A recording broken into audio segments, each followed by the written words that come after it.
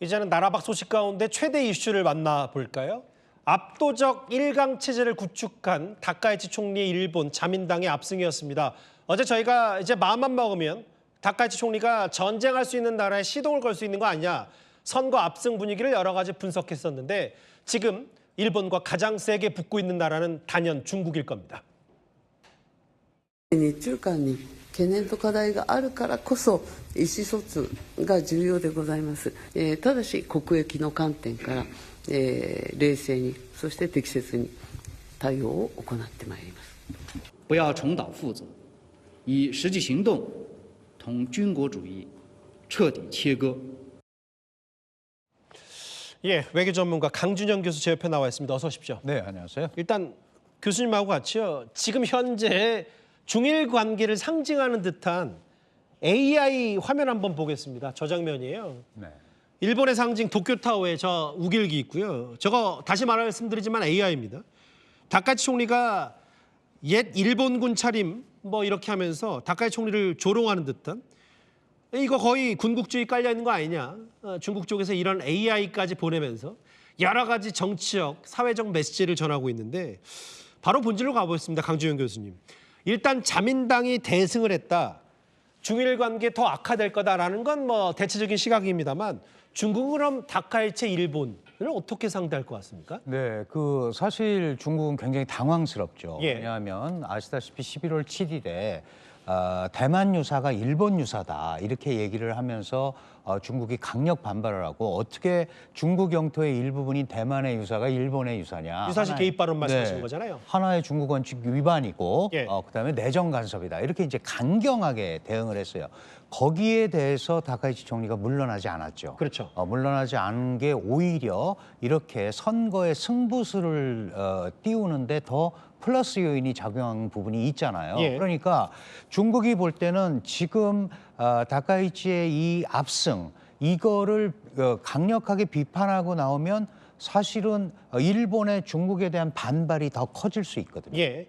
이제 이렇게 되다 보니까 결국은 이제 앞으로도 이 일본과 중국은 계속해서 갈등의 골이 커질 수밖에 없다. 거기다가 지금 분명하게 다카이치 총리가 얘기하잖아요. 예. 강한 일본, 국가주의적 일본, 그렇게요? 이런 얘기를 하고 있으니까 이 부분을 이제 중국은 계속 우려하면서 군국주의로 가는 거 아니냐는 우려를 계속 군국주의. 압박을 할 수밖에 없는 거죠. 강 교수님, 저기 지금 다카이치 총리가 이제 국익 관점에서 중일 관계도 냉정하게 보겠다. 일중 관계 본인들이 봤을 때. 그러면 대만에 유사시 개입하겠다. 이 발언도 좀 더 다카이치 총리 입장에서는 확실해지거나 세질 수밖에 없는 거 아니에요? 그런데 그 이상 되는 발언을 하지 않았어요. 예. 사실은 처음에 이제 일본 유사가, 대만의 유사가 일본 유사고 미일 동맹 차원의 집단 자위권 행사를 하겠다. 그럼 군사적 개입을 하겠다라고 했는데 예. 중국의 계속되는 압박에 의해서 나중에는 어디까지 어떻게 접었냐 하면, 만약에 문제가 생기면 일본 사람과 미국 사람을 구출하러 가겠다. 그것도 사실 똑같은 얘기거든요. 그렇죠. 예. 그 이상은 가지 않습니다. 다만 이게 2014년, 15년 이후에 예. 일본이 계속 강조해왔던 안보 법제에 이미 있는 거예요. 예. 그러니까 새로 나온 게 아니라는 거죠. 그러니까 기존의 방침에 전혀 변함이 없다라는 거를 얘기를 한 거기 때문에, 그렇다면 중국 입장에서는 바뀌지 않는 다카이치를 강력하게 상대할 수밖에 없는 거죠. 다만 그 강공책이 지나치게 흘러가다 보면 일본의 또 민족주의를 자극을 하고, 그리고 그게 중국이 원하지 않는 방향으로 또 각을 세울 수가 있단 말이죠. 그래서 지금 약간은 관망하면서 보는 상태가 아닌가, 이렇게 판단이 됩니다.